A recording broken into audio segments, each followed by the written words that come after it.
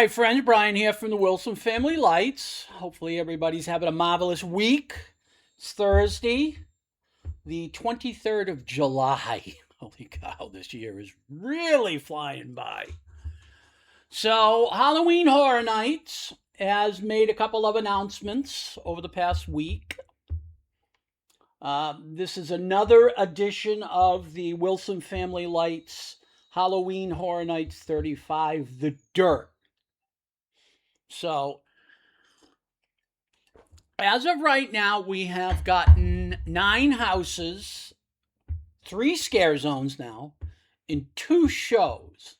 And they're also talking about 2 additional street experiences. The street experiences are going to be a zombie type show, scare zone, pseudo atmosphere around the diner. And then they're going to be doing another, I'm not sure exactly how you would put it, zombie themed, not scare zone, not a house, not a show, but an experience that's going to be somewhere over near the New York cityscape. So we'll have to see what's going on with that as that unfolds.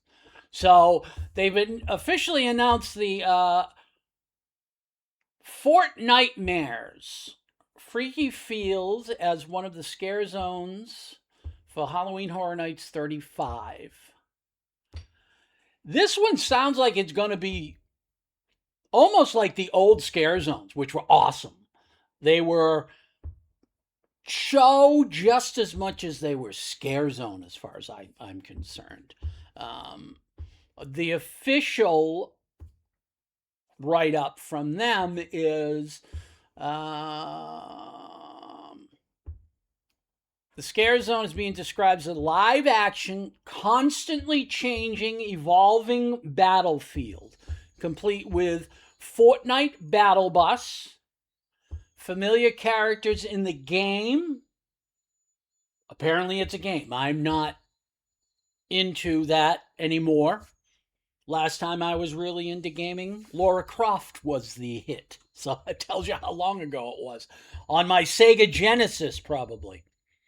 Let's see here. From the game and a new Halloween Horror Night exclusive creatures. The idea is that they basically have dropped into a corrupted Fortnite map, and you get to make your way through the freaky fields. So I like the sound of this, that it's hopefully, like I said, going back to the old Halloween Horror Nights scare zones, which in many ways I looked forward to just as much as I looked forward to the houses.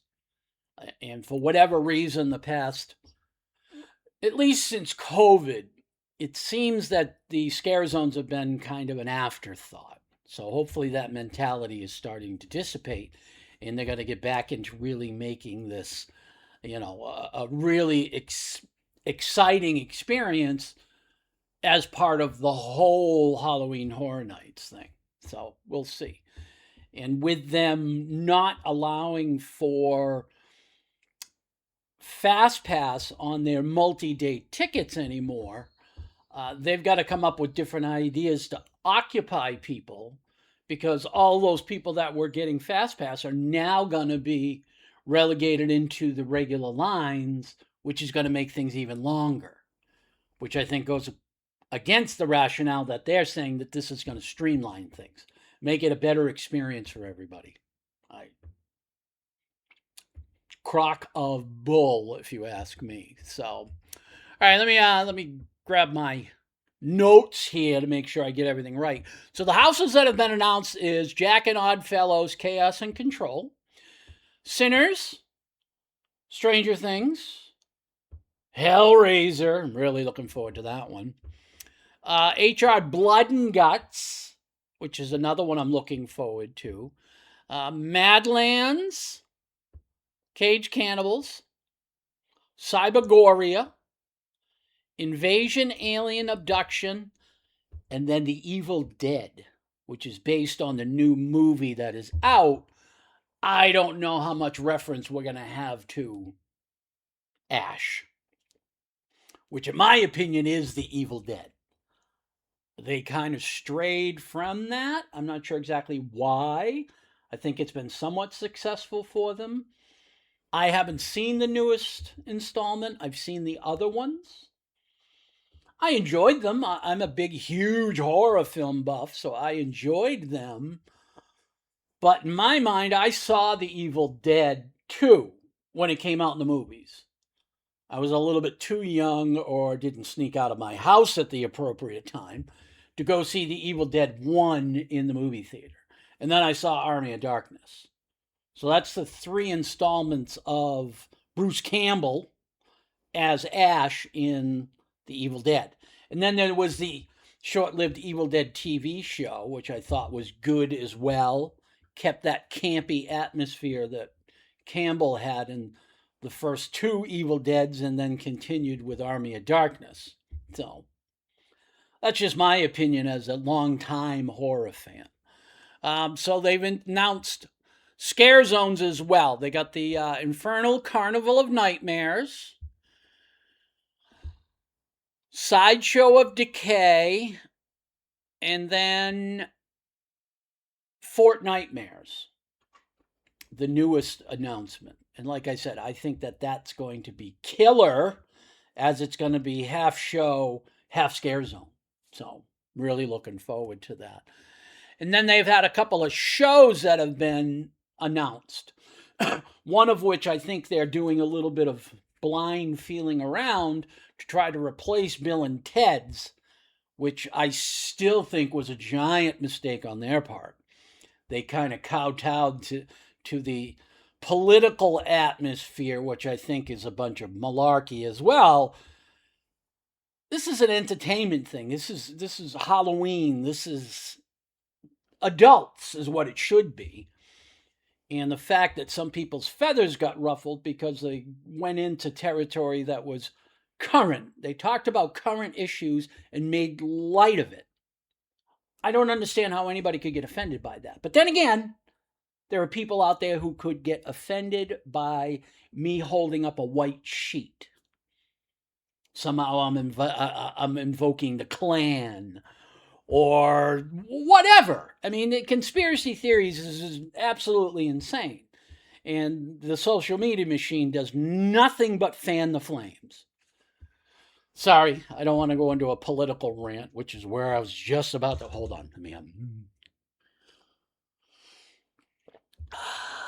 Foosgrabba. Right. Okay. Back to Halloween Horror Nights. So we've gotten the Nightmare Fuel Blood Noir, a vampire noir version of a stunt show featuring aerial performers, illusions, and pyrotechnics. Shit's gonna blow up. I love it.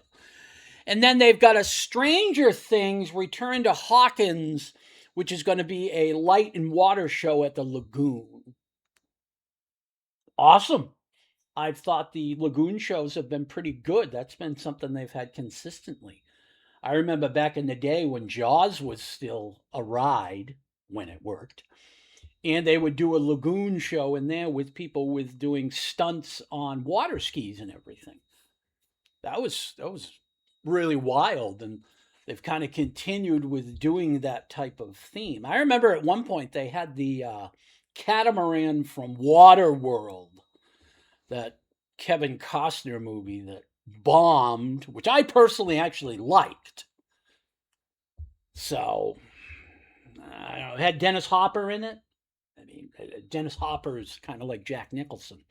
Sprinkle a little bit of either one of them in a movie and becomes amazing at that point. But that's just my personal opinion. So, like I said, we've got 9 houses, 3 zones, 2 shows, and 2 experiences, we'll call it, have been announced. So we've got 1 more show, and in theory, we should have 2 more scare zones. I was quite shocked that an Aussie house was not announced yesterday, as it was the 1-year anniversary of the passing of John Michael Osborne, a.k.a. Ozzy. I really think they're probably going to do one, everything I've read. I've seen some interviews with Jack where he's kind of alluded to it, but what do I know? I'm just some schmuck who does, commentary about Halloween Horror Nights, guitars, and cigars. Take that as you will. So, all right, so we're going to have a couple of videos that are going to go up for our DIY series. Excuse me. I'm going to take this, put lights in it, we're going to make it talk. I have 2 of these elements I'm putting into the show this year, and they're controlled by X lights. And then I'm going to be putting up another video on how to use CapCut, some Atmos FX videos, and make your own kind of movie script. So you can make your own custom videos and really take your Halloween display, or you can do it for Christmas, to the next level. I've been doing it for years, like I've talked about, and synchronizing the lights to music was the first step. Huge, huge improvement. Then I added a radio station. So when people would drive up at my old house, they could see the whole thing, and they could sit in their car and enjoy it because it would be broadcast over an FM radio station. Then I added video. And then at that point, that's when both my Halloween and Christmas displays blossomed. I run a 12-foot movie screen that I have videos that are synchronized to the music, which is all synchronized to the lights. I use Lightorama and I use X-Lights to do that. And I've got some videos up on how to get that stuff going. We're going to do some more. Then next week, I'm going to start doing my builds. We're going to build a puking skeleton. I'm going to build a kind of like an alien or demonic control center that'll have lights and a big video screen on it.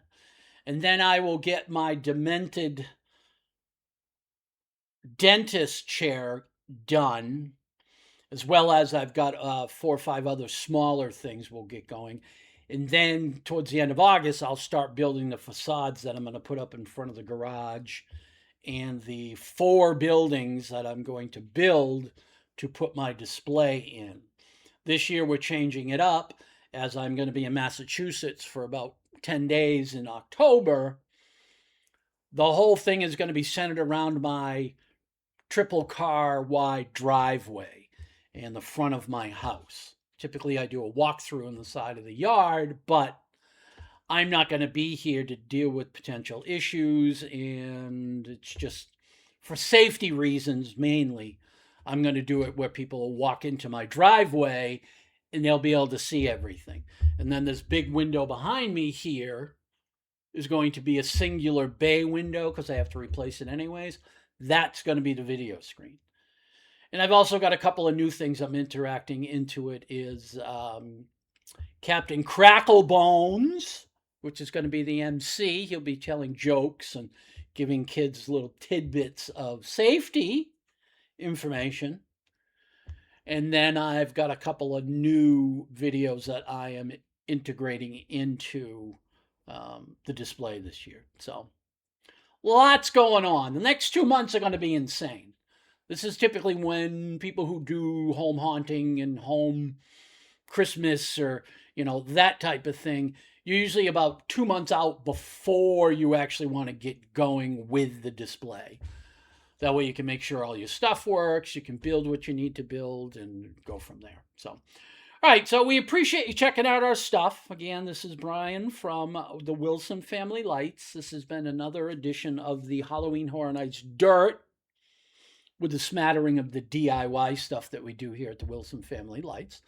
If you like what you're seeing, by all means, find us on all of our socials. We're on YouTube, Facebook, Instagram, and X. If you really like what we got going here, you're getting some information out of it, you want to follow along with some of this DIY stuff, please subscribe to our Wilson Family Lights YouTube channel, as that will help us grow and we can continue to offer different types of content.